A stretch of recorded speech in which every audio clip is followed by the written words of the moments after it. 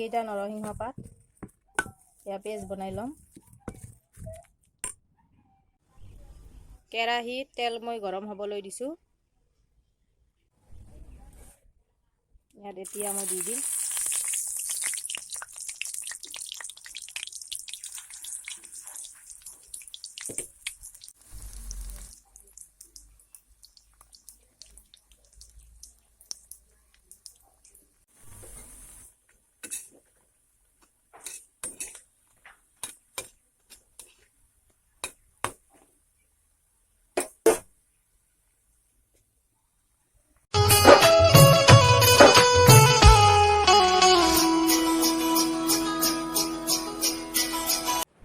মই এতিয়া দুপৰীয়াৰ ভাত খাম।